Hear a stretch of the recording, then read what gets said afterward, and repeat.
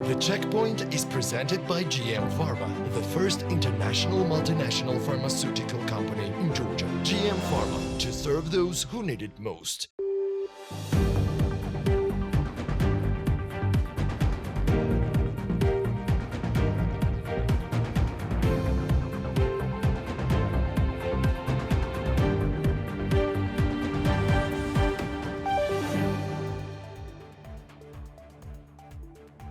TBC Capital published a report on real estate in Tbilisi. According to the document, in April 2023, the real estate market activity dropped significantly compared to the previous month, with the number of transactions falling behind March by 25%. In May 2023, gold price was down by 2.1%. Gold is deemed to be a safe haven asset during periods of uncertainty and high inflation, according to the report published by Galt and Taggart. Indigo, an Indian low-cost airline, will begin operating on the Georgian market, the Georgian Civil Aviation Agency reported. The air company will carry out Delhi-Tbilisi regular flights 3 times a week on Wednesday, Friday and Sunday from August 18th. Indigo obtained the flying permit on May 29th. Massive harvesting of blueberries will begin in Georgia in a week. In the last 2 seasons, due to relatively cold weather and rains in producing regions, the beginning of the harvesting season moved to June. However, the early harvest is already sold on the local market. Growers avoid making a prognosis regarding the export prices, yet the volume of harvest is expected to increase significantly. According to East Fruit, the 2023 season should become the season when Georgia slowly but steadily will start exporting to European and Arab countries and reduce the share of the Russian market in blueberry export, although Russia will remain the major market this season too. This is The Checkpoints. I'm Elena Gvanchilashvili, author and the host of the show, and the Checkpoints team is ready to sum up the business and economics week for you. President of Georgia, Salome Zurabishvili, is currently on a working visit to Brussels. During her visit, she met with Charles Michel, the President of the European Council, and senior officials of the European Union, including Ursula von der Leyen, the President of the European Commission, and Roberta Metsola, the President of the European Parliament. President Zurabishvili addressed the European Parliament.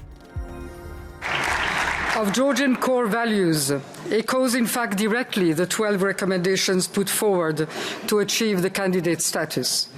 My point here is certainly not to say that historical records are sufficient to address current concerns, and there are many, but to underline that what the EU is asking is nothing but an integral part of our culture, our values and our heritage. Your recommendations are not some foreign ideas imposed to us, as was Soviet ideology. These are in essence Georgian. Therefore, what you are asking from us is that Georgia remains true to its identity. What you're recommending is that Georgia eliminates the remnants of the totalitarian past and reunite with itself and its European roots. This is the third open letter that I address you in 11 years. What incited me to write this letter is that you have solely and unilaterally changed the course of Georgia from heading to Europe to going to Russia, although 80% of the population wants their country to become a full member of the European Union. This is a lead of the open letter that businessman and the president of ICC Georgia, Fadi Asli, wrote to Bidzina Ivanishvili, former prime minister of Georgia and the founder of the Georgian Dream, a billionaire who is by many outside and inside Georgia regarded as the only oligarch of the country and its informal ruler. Later, Fadi Asli agreed to the short interview with the Checkpoints. Let us start. And what was your main message that you wanted to convey to Mr. Bidzina Ivanishvili this time? This is, as you said, you have already approached him with the open letter a number of times. What makes this time special?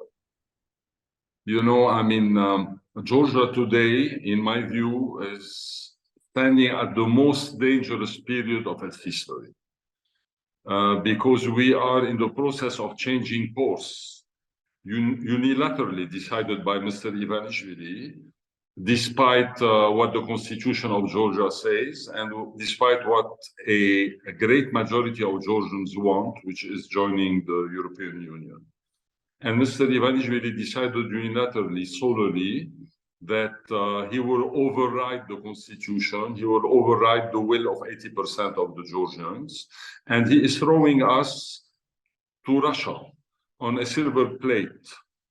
And I thought that it is the civic duty of any Georgian to express their opinion regarding this matter very transparently, very openly, very rationally, without emotions, and to draw his attention that what he's doing is undoable by any standard.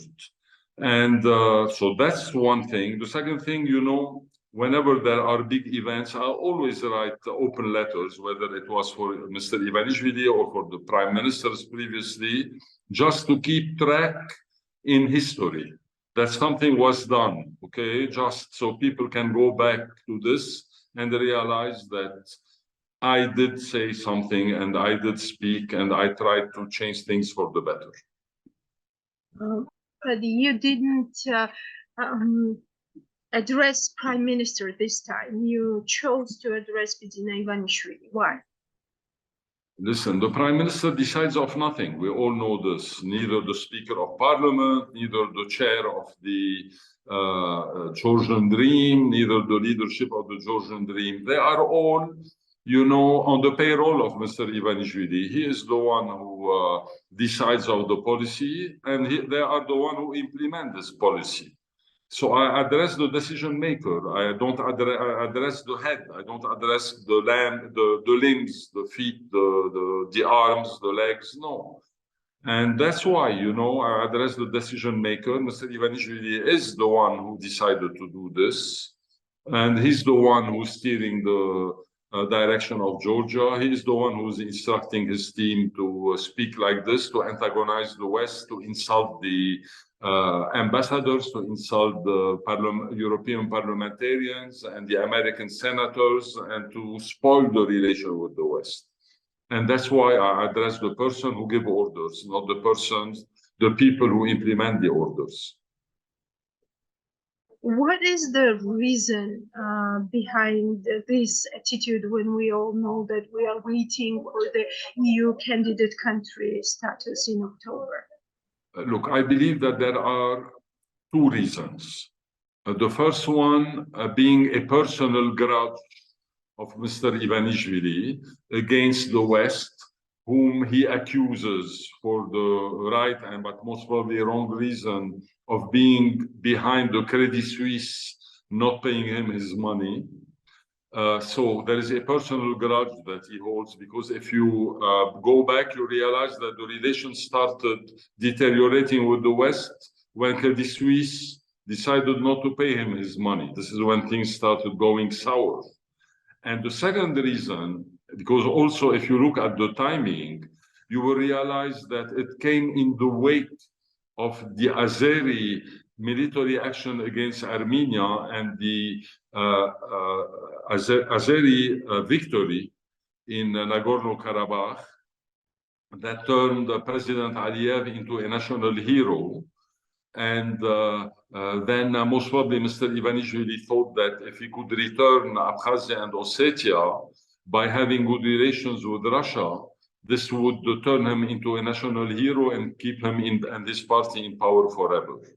And most probably that's the reason why, also a second reason why, after the victory of Azerbaijan in Nagorno-Karabakh, he decided to take the Russian road and to try to please the Russians in a way that somehow they would agree on returning Abkhazia and the so-called South Ossetia. But how do you think this last messages that good relations with Russia means higher economic growth for Georgia, that its citizens will become richer because of this, and this is the only path why the Georgian government does not oppose Russia-Georgia relations, and does not have its own individual sanctions on Russia. Is it true? Yes, we have higher economic growth, but what is the price of this growth? The price of this growth is turning us total hostages of Russia, who anytime Mr. Ivanishvili will not follow instructions, will close the borders with Georgia, stop the air traffic, stop any kind of traffic with Georgia, stop the exports, stop the imports, stop FDI, and totally asphyxiate us. Today, as I mentioned in my letter, we depend 22% of the value of our GDP in amount of money on Russia. This figure was 8% in 2012. This means we are talking of $5.5 billion of economic interest with Russia. This is like the cat that was licking the file. There was the fable, the cat that was licking the file and that was feeling like not hungry anymore because he was eating his own blood. And this is what Mr. Ivanishvili is taking us. He's taking us to a disaster, economic disaster. He's putting Georgia in great danger of being a hostage now of Russia. And the first thing that needs to be done is to decrease our dependence, economic dependence on Russia, and to open other markets as soon as possible, develop our economic activities with the European Union even further, with the West even further, with any other country of the region further, with Armenia, with Azerbaijan, with Central Asia, to mitigate the Russian risk. That is a huge risk for Russia, for Georgia, that can really kill us totally economically. I noticed that you are signing the letter as Fadi Asli businessman and not as, for example, ICC Georgia president. What does that mean? And do you think that a business should be more vocal also in this situation? Yes, for two reasons. First of all, I expressed my personal opinion, and I believe that other businessmen and businesswomen should also express their opinion regarding this matter. And second, this is not an issue that is linked to the ICC. So I didn't, although the ICC board fully endorsed my message, but I believe that it was more appropriate that I send it as a private businessman. Thank you so much, Fadi. Thank you. Thank you for having me, Eleni. And what was new in business this week, our reporter Natia Taktakishvili will sum up business news and outlook right now. Demand for electric cars is increasing year over year worldwide. This trend is already noted in the Georgian market. Company Auto Gallery, which is one of the largest importers of electric cars, declares that demand on eco-friendly vehicles are significantly up. According to the company, the electric car Volkswagen ID.4 with a distinctive design is the most in-demand car. When the vehicle is fully charged, it covers 500 kilometers. Currently, the customer can buy Volkswagen ID.4 for $35,500 USD. In addition to this, Model Auto Gallery offers customers a wide selection of eco-friendly vehicles. According to Valery Baramidze, director of Auto Gallery, more than 200 charging stations are already installed across the country. It's planned to expand their number this year as well. Auto Gallery, the subsidiary company of Tegeta Holding, has been operating in the Georgian market since 2018. Shio Khetsouriani, General Director of Arki, expects insignificant price increase in the real estate market in the near future. According to the representative of the development sector, law on energy efficiency will come into force soon.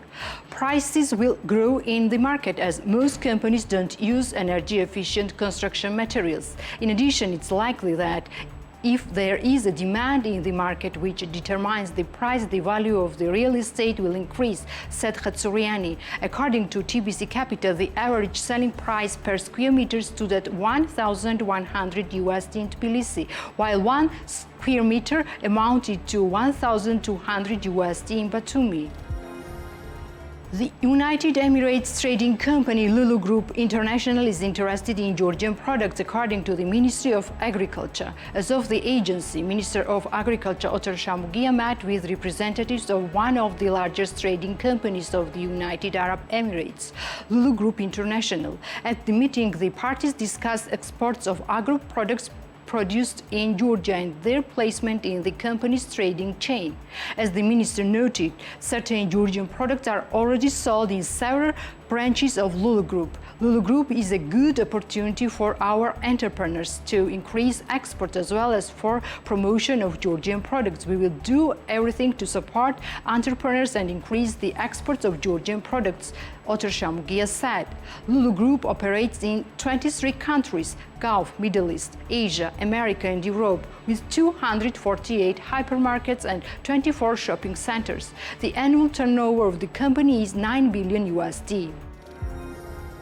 Mirandukh Davituliani, the founder of tourist facility Garemo, located in the city of Ambrola-Oriracha region, declares that the tourist facility will meet the guests with news, as the facility opened a new cottage, a swimming pool and a new cafe restaurant, which will serve guests in just a few days. According to her, the hotel is listed on the Booking.com and Airbnb platforms, so they have reservations for various European countries for July and August.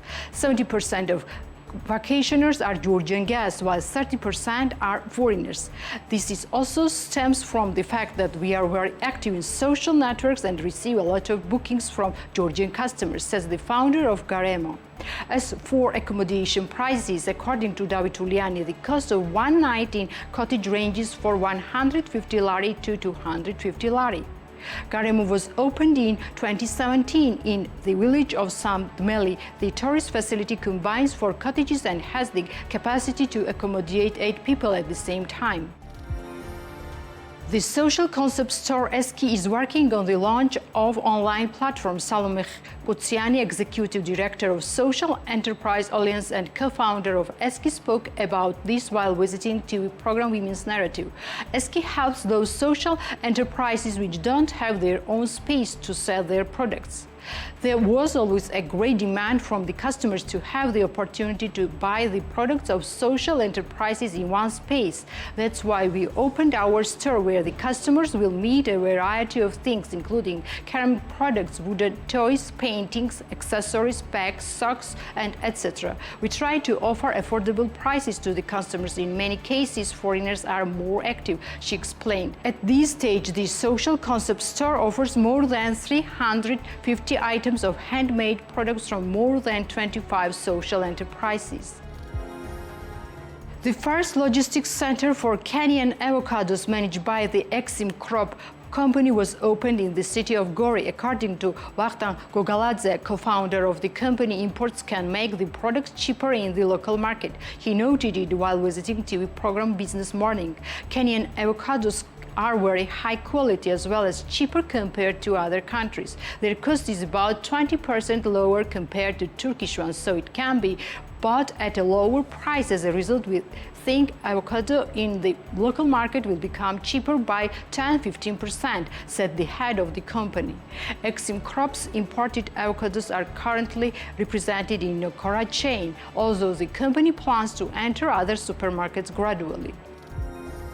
Georgian wine Market is full with companies, but the quality is the biggest challenge, Nino Ghebreishvili, sales manager of winery Veleula, said. According to her, wine festivals are very important for promoting the wine brand, but the main thing that winemakers need is the assistance in the exports. Government support is very important in the exports. It should be easier to send products to deliver our samples to international markets, says Nino Ghebreishvili. Veleula is operating in the Georgian market for more than a year. The winery is located in Racha and owns 25 hectares of vineyards. MP Development, a subsidiary company of Vissel Group, finished the construction of Gori Mall, a multifunctional shopping center in line with the international standards. Will host its first customers late this year. Gori Mall will include the following trading facilities: hypermarket Carrefour, GPC, Eveline, Miniso, Manamo, Optimis, Zoomer, Waikiki, Uno Shoes, Dunkin' Donuts, Entertainment Center, Crazy Hall, and other. As Mariam Kobaladze, head of sales of MP Development, notes, 68% of shopping center is already occupied at the moment. According to her, negotiations are underway with several other international brands. Architecture, design, and construction of the project are performed by Georgian and foreign companies with many years of experience. The investment of the project amounts to 30 million lari and is fully financed by TBC Bank. And some smiles brought on by international business on International Children's Day. International Pharmaceutical Organization GM Pharma joined the International Children's Day with festive activities on June the 1st and created magic for children in Tatsminda Park. Our reporter Likuda Megutnishvili will tell us more. On the occasion of Children's Protection Day taking place from June 1 to June 11, GM Pharma offers customers a discount campaign of 1+1 European quality children's products, which means that if customers buy one box, they will get another as a gift. The campaign is taking place throughout Georgia in PASPA and Aversi pharmacy chains. In case of interest, the customers can visit the relevant pharmacy chain. GM Pharma joins the celebration of International Children's Day and congratulates children on this important day. As you know, the main purpose of celebrating this day is to protect children's rights, create a peaceful environment for them, and most importantly, their health. We believe that investing in children's well-being is important for a better future, not only for them, but for us all. And it's our privilege to play a part in shaping a healthy, happy future generation. GM Pharma cares about the health of children and improving their quality of life. That's why it offers customers a wide selection of pediatric products for the treatment and prevention of various diseases. The purpose of participating in today's event is exactly this: to take care of the health of future generation together and to see the smiling, happy faces of as many children as possible together. Last weekend, the Georgian Startup Summit organized by Startup Connect was held in Batumi, for which top Silicon Valley venture capitalists and international tech leaders came to Georgia. As a part of the summit, the Startup World Cup national competition for Georgia was held, in which top Georgian startups competed for their chance to appear in the Global Startup World Cup for $1 million in investment prize. Let's watch our story from Batumi.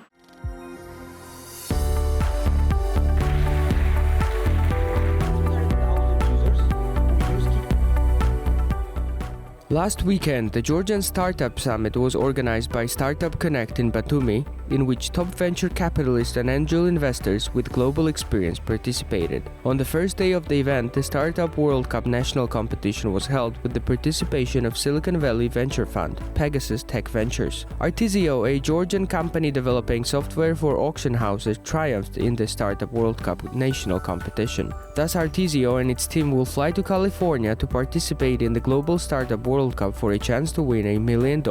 We had the chance to talk to Berdia Kamaraouli, the founder and CEO of Artizio. According to him, the software developed by Artizio simplifies the daily management of auction houses and allows any company to sell products at an auction.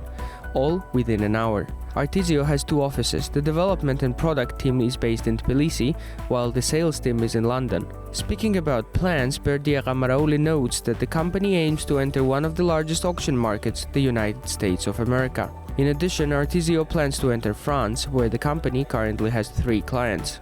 This was a teamwork, this was a team achievement, and I'm really proud of our team.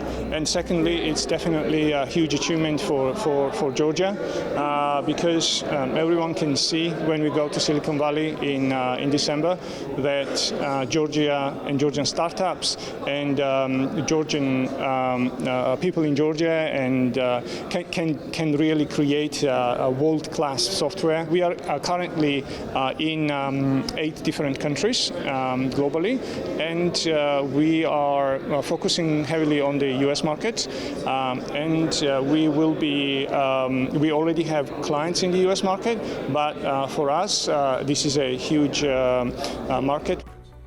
Dozens of founders, tech enthusiasts and investors visited Batumi to attend the Georgian Startup Summit. One trend was overarching: global expansion.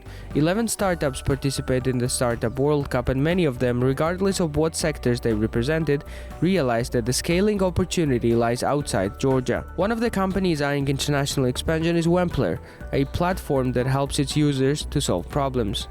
As the co-founder and CEO of Wempler, Sandro Tavkhelidze, told us, this year Wempler will become operational in Uzbekistan and Kazakhstan.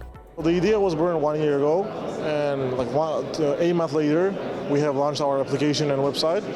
So we have took off just terribly, extremely good. We have 10,000 tasks now completed, and we have 67% retention rate, so it's crazy. The future goals is to penetrate whole post-Soviet region, and then go to US and partner with TaskRabbit, which is our main competitor in the US market, and we have conversation with them to acquire us, so we have some milestones to achieve, and basically the first one is to penetrate the all post-Soviet region. Another company we talked to in Batumi was Arena Games, a Georgian video game developer. As the COO, Mori Georgopiani, told us, this summer the company plans to complete beta testing and fully integrate the platform on the blockchain, and in the long term the company wants to increase the customer base to 100,000 players. At the same time, Arena Games plans to increase the number of features available to users and make the platform as diverse as possible by adding many genres and styles. We have launched the beta version of the platform already, which has gathered more than 3,000 registered users for now. We're going fully live with the token launched on blockchain in this summer and planning to expand up to 100,000 users during the year. A part of going there is enriching the platform with new features. Right now we have minimum valuable product. We have features to exchange tokens, to add digital assets inside the games and transfer them among players and other users of the platform, and we're planning to adding more games, adding new features, adding new things that can help us to increase the retention rate on the platform itself. Georgian tech startup Elven Technologies, known for its fire-resistant suits for firefighters and stuntmen, took 3rd place in the Startup World Cup competition. As we learned along with these products, Elven Technologies is working on a patent-pending flame-resistant packaging material for lithium batteries. According to the founder of Elven Technologies, Vame Kherkheulidze, the company will launch the first pilot project in cooperation with an Estonian company. Once the pilot is successful, Elven plans to cooperate with car manufacturers such as Tesla and General Motors. Last week we have signed 3 letters of intent from different companies, basically stating that they will buy our products as soon as the products are there. In the last month we've signed 4 in total, and 3 of them were from the last week. So it's a very large inflation point that we're seeing in the first time. So in short term, we have to make sure that our patent is ongoing, which is going really well. We just need to track it well. We are doing the first pilots with the first EV company to make sure that our solution works with large batteries and large cars as well. We need to complete that in the next year, so we can go back and talk to large companies like Tesla, like General Motors, and so on. Many American and foreign venture capitalist investors and entrepreneurs attended the Georgian Startup Summit organized by Startup Connect. They shared advice with their Georgian colleagues. Let's hope that Georgian startups will absorb these tips like a sponge and use them to scale. During the Georgian Startup Summit, BMG's Business Evening anchor Georgi Aronia had the chance to talk to several Silicon Valley venture capitalists about the Georgian startup ecosystem and many more. One of our interviewees was Bill Reichart, senior partner at Pegasus Tech Ventures. Let's watch the interview. Bill, hi. It's a pleasure to have you back, because the last time we talked was June 2022. And now we're in sunny Batumi, even though the weather is not so sunny today. Right. But no, it is my pleasure, it's my delight to be back, and it's great to be here in Batumi, a really interesting town. Yep. So, given that we talked the last time in June of last year, I want to begin our interview with summation of whatever has happened in the Georgian startup ecosystem since then, basically during the last year. So what trends could you summarize? What could you highlight from the last year? Yeah. So, last year we were barely coming out of COVID. So it was a sort of dynamic time and uncertain time, for a combination of reasons, right? So now, we're pretty much COVID is behind us. It's still sort of there, but what I'm seeing now is just a surge of energy in Georgia. Thank God COVID is over. It looks as though, Georgia and the world are sort of reconnecting again, which was a real problem, right? The limitation of travel. And so one of the things that's really interesting that I'm noticing in this visit is the original story of Georgia that I heard was Georgia has historically been a crossroads for the world across history, right? And so now I kind of feel that. And so here in Batumi, I'm sensing just a lot of people just at this conference here in the city this week from all over the place. And so, when I was in Tbilisi last year, it was pretty much everybody was Georgians, right? And so now, we've got an interesting mix of people from Europe, from the United States, from Asia, from all over the world here in Batumi. And so I think that's a really important part for every innovation ecosystem is to plug in to the rest of the world and to get that cross-fertilization that comes when people travel, when people visit, when people connect. Bill, let's talk about the purpose of your current visit. We're here in Batumi within the Georgian Startup Competition and also the Startup World Cup, which Pegasus Tech Ventures is hosting here. How important are such events for developing of any startup ecosystem, in this case, the Georgian one? Yeah, it's extremely important in every innovation ecosystem to have these events that convene all of the players in the ecosystem. So you want to get, the supporting government players. We have them here today. The city of Batumi, UNDP, USAID, JITA, as well as the corporate players. TBC is here, supporting this event. And then obviously all the entrepreneurs. And so I've met here in, just today, so many different entrepreneurs who are part of this ecosystem who came to listen, to learn, to connect, to network. And so that is unbelievably valuable because ultimately one of the things that we've learned is that successful entrepreneurs are relentless networkers. And so, in order to be successful, you've got to connect with people. So those people who might become your customers, they might become your investors, they might become part of your team, they might become partners in some way, but it's all about connecting with people. And so it's really hard, again, back to COVID, or any situation where you're stovepiped, it's really hard to connect to people without events like this.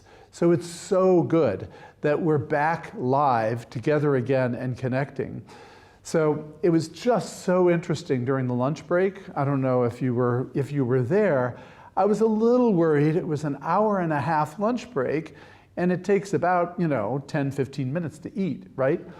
But people were networking ferociously. And it was so good to see that energy, that excitement about connecting with people and finding out, is this a potential partner, potential employee, potential customer, potential investor? That kind of energy, I think, is critical to any ecosystem. So, God bless all of the supporters of this event and, the city of Batumi for hosting it. Let's talk about the Startup World Cup. How did it came about and how did you end up in Georgia? Please tell me all about it. Yeah, sure. So 8 years ago now, at Pegasus Tech Ventures, we thought it would be a really interesting idea to take sort of a page out of, borrow some other models out there and create a global startup pitch competition. So Pegasus is a global venture capital firm, and our mandate is to find the best companies anywhere on the planet that meet certain strategic investment opportunities or profiles for our corporate network. So we have a network of over 40 multinational corporations that are part of the Pegasus family. And they've told us we have to find emerging technologies that are of strategic value to us or potentially disruptive to our sectors or potentially competitive to us to make sure that we stay ahead of the game. So we're thinking, okay, how do we plug in to all of these innovation ecosystems all over the planet? Let's create a startup pitch competition. And in each innovation hub, what we do is we find a partner who knows the community, who can convene all of the stakeholders. We want to get the best entrepreneurs. We also want to get the best investors. We want to get support from the corporate community. We want to get support from the academic community and support from any government or NGO players who are part of that community. So we use it as an excuse to convene all of these stakeholders. That gets us plugged into these ecosystems.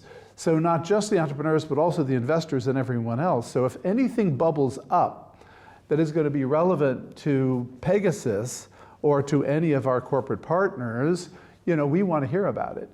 So now we do that.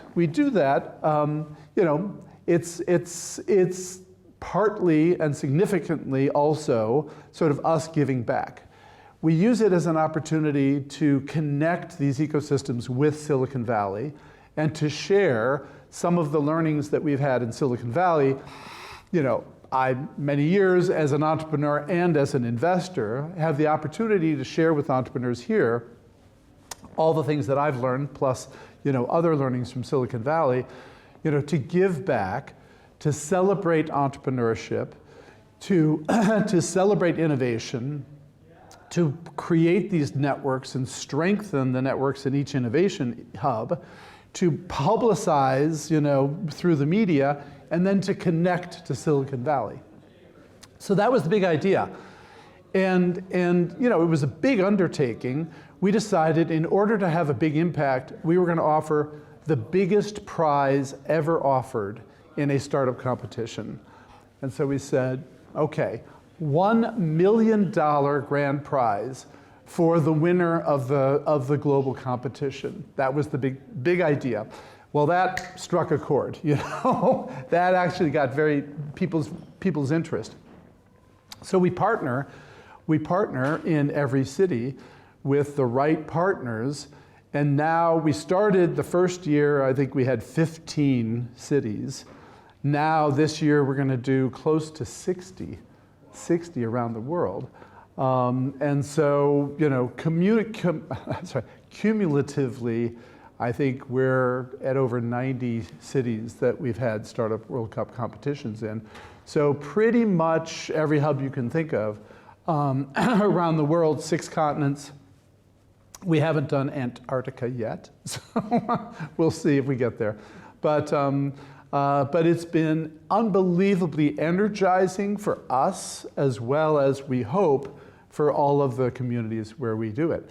So Georgia, through some, other connections that I had historically, we connected first with Jita.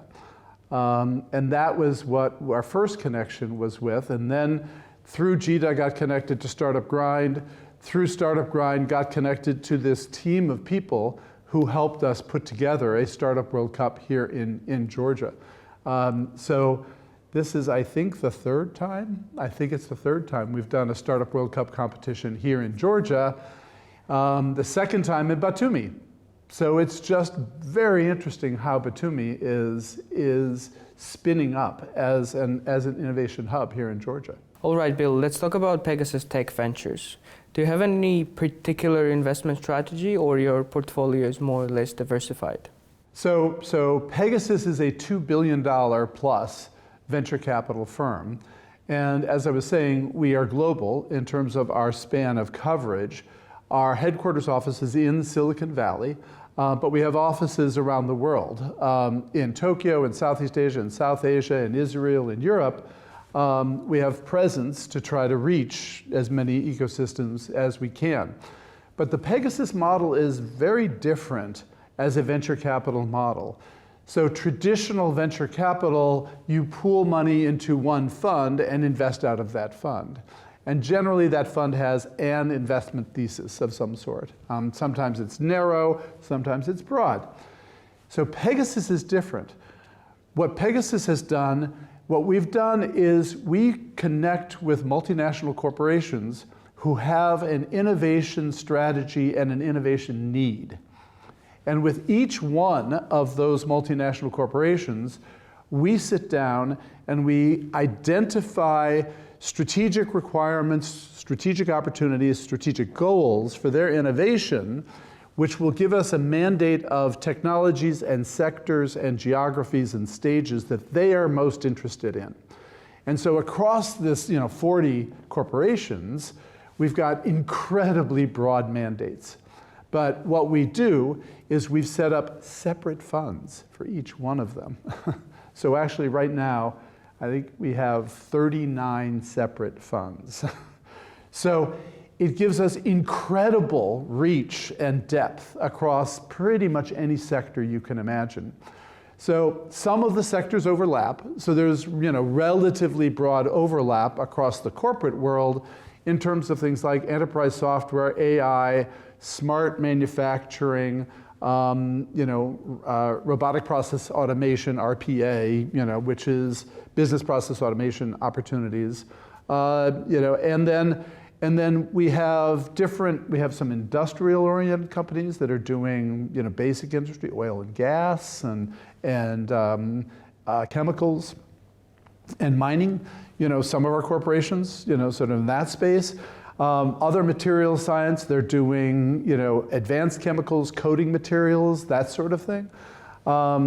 Life science companies doing life sciences from molecules and genomics to, health tech, healthcare, products and services and devices, IoT, remote patient monitoring, trying to transform and support healthcare across the world. And then, the more traditional IT, computing, software, hardware. We've invested in chip companies, in semiconductor technology companies. We've invested in quantum computing companies. We're one of the most prolific investors in quantum computing. We've invested in space tech. So it's hard to think of a sector we're not investing in. We do some gaming, we do some consumer, we do some commerce. So yeah, it's hard to think of a sector we don't invest in. But our investment criteria are pretty specific around finding, an emerging technology company that has the potential to collaborate with one or more of our corporate partners to the benefit of both. And so we have very much this sort of win-win-win model where we find emerging technologies that fit a strategic innovation requirement for one of our corporate partners. We come in, invest in the startup company, bridge the collaboration, and hopefully all three of us win as a result of that model. Have you invested in any Georgian startups yet? We have not invested in Georgia yet. Can you Can you believe it? No, I am. I'm hoping we'll get there. We've talked to several of the companies as potential investment opportunities. We looked pretty deeply at a few companies. I won't really want to get into the details, but no, we have not invested in a Georgian company yet. Hopefully sometime soon we'll get there. Bill, I want to finish our interview with you giving some advice to the future startup people, startup founders, people interested in doing startups. Based on your experience from Silicon Valley, you have experience in entrepreneurship and business, in failure, in success, everything. So what is the most important thing when a person wants to start a startup? Yeah, I mean, there are so many most important things, okay? But let me just actually hit two of them that I think intersect importantly. One of the most important things is to understand that entrepreneurship and startup companies is a team sport. It's a team sport. And so it's really important for founders to come together and structure the relationships in the organization in a team structure and recruit teammates. So you don't recruit subordinates, you don't recruit worker bees, you don't recruit serfs, right? You recruit teammates. And so that's sometimes hard for some entrepreneurs to unlock their ego and appreciate the importance of building a team. I mean, it seems obvious, but it's just, people are tough, right? Okay. So that's sort of this overlay on sort of the social, sort of organizational behavior aspect of entrepreneurship. The business aspect of entrepreneurship, that is my most important sort of advice and lesson to entrepreneurs, is to always focus on what is your compelling value proposition to customers. And so a lot of entrepreneurs get really down in the weeds on their product. So a lot of startup companies we meet are product focused. And that seems like that should make sense, right? Because that's how we make money, is selling product, right? Well, no. I learned very early on in my career, a just wonderful guy who was an early mentor of mine said to me, Bill, customers don't buy products. And I said, how can you build a business if customers don't buy products? He said, you don't get it, Bill. Customers don't buy products. Customers buy benefits. And too many entrepreneurs lose the forest for the trees, for the product, right? They're product focused and they lose the point. And the point is you have to deliver a compelling benefit to your target customers. That's the only way to get sales. It's the only way to scale. And so just keep making sure that you focus on your customers and the compelling benefit you're delivering to customers. Thank you very much, Bill. That's the perfect point to finish the interview. Thank you very much. It's always a pleasure talking to you. Great pleasure talking with you. Thank you very much, and delightful to be back here in Georgia. And let us wrap up with the main economic news and outlook. On Monday, members of the government of Georgia considered amendments to be made to the law of Georgia on vehicle transport. Draft law has been developed within the scope of the reform implemented for the inland regular passenger transportation. Economy Minister Levan Davitashvili acknowledged the existence of many bus stations in the country where no standards are met and the quality of service is very low, adding the first stage of the reform for ensuring compliance with safety norms of transport vehicles was expected to be fulfilled by February 2024. The current situation affects the image of our country, the tourist sector, and of course our citizens cannot enjoy domestic, long distance or international travel in such uncomfortable conditions, he added. In the first quarter of the current year, almost 1.3 billion cubic meter of natural gas was consumed in Georgia, of which almost 370 million cubic meter of gas were consumed by the thermal power plants. Compared to the corresponding period of 2022, the natural gas consumed by the thermal power plants has increased by 15.5%. As for the last year, the volume of natural gas consumed in quarter 1 2022 amounted to 1.2 billion cubic meter. According to the Ministry of Energy of Azerbaijan, 1.1 billion cubic meter of gas was exported to Georgia in 4 months of the year. The government of Georgia is imposing import duty on wheat flour for 5 months to support increasing the competitiveness of domestic producers and promote their sales on the local market. According to the Ministry of Agriculture, the tax would enter into force on June 10 and noted local production had increased by 60% over the last 2 years in a dynamic that was expected to be maintained. Next week, a draft resolution will be submitted to the government according to which an additional duty will be imposed on flour imports for a period of 5 months. Our main task is to maintain prices for bread at the same time sell the new harvest smoothly, Otar Shamugia said. The representatives of the business sector emphasized that the decision taken is a balanced position and will regulate the current situation in such a way that the price of bread will not increase. In 2022, the share of population under the absolute poverty line in Georgia decreased by 1.9 percentage points compared to the same period of the previous year and amounted to 15.6%, according to the preliminary data from the National Statistics Office of Georgia. In 2022, the absolute poverty rate in urban-type settlements decreased by 2.7 percentage points and amounted to 12.3%, while in rural-type settlements it decreased by 0.7 percentage points and amounted to 20.6%. In 2022, the absolute poverty rate decreased compared to the previous year in all age groups of the population. Particularly, the indicator was 20.4% in the age group under 18 years. Absolute poverty rate for women decreased by 1.8 percentage points and amounted to 15.3%, while for men it decreased by 1.1 percentage points and amounted to 15.8%. Georgian Prime Minister Irakli Garibashvili on Tuesday told a panel at the Bratislava Global Security Forum the European Union not granting Georgia its membership candidate status by the end of this year would be a big political mistake.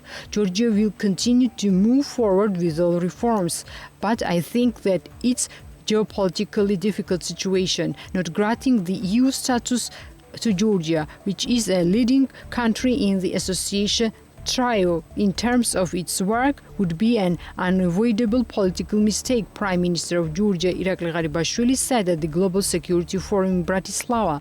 He added, granting the status to the country would also ease its polarized domestic political environment and pointed to efforts to several domestic opposition groups to further deepen polarization by their fake campaign on the current government's alleged cooperation with Kremlin. EU member states expressed their opinion regarding the resumption of flights to Georgia. We discussed that the situation of Georgia cannot be considered in the same context as the situation of other countries, the Minister of Economy and Sustainable Development of Georgia, Vice Prime Minister Levan Davitashvili, stated after the meeting with EU member states ambassadors. According to Levan Davitashvili, sanctions are being enforced at the highest level at the Larsi customs exit point, and there will also be customs control at the airports. We had a very open, honest dialogue on the issues that are relevant for EU member states today. EU member states expressed their opinion regarding the resumption of flights to Georgia, and this was exactly the main subject of discussion. Although we discussed the current geopolitical situation in general, we discussed that the situation of Georgia cannot be considered in the same context as the situation of other countries, Davitashvili said. EU Ambassador to Georgia Pavel Herchinsky on Monday remarked on Russia's recent move to restore visa-free travel for Georgians and lift a ban on direct flights between the two countries imposed in 2019, as well as the Georgian government's response over it. Following a very open and frank conversation with Deputy Prime Minister and Economy Minister Levon Davitashvili, Herchinsky told media outlets that all present EU ambassadors in Tbilisi expressed our concern that this decision is going against our decision to isolate Russia and to put pressure on Russia in order to change Russian behavior when it comes to the brutal aggressive war that Russia is still coming in Georgia. Aggression war that Russia is still continuing in Ukraine. We have conveyed that we regret the decision of the Georgian government to accept direct flights with Russia. We have conveyed that this decision goes against the decision by all 27 EU member states not to have any direct flights to from Russia and not to allow the overflight of a Russian airplane on the territory of EU member states, the ambassador stated. And that's all for today. We will meet next Sunday, 11 a.m. sharp. Before that, follow us on BM.G for more business and economic news and outlook, both in English and Georgian.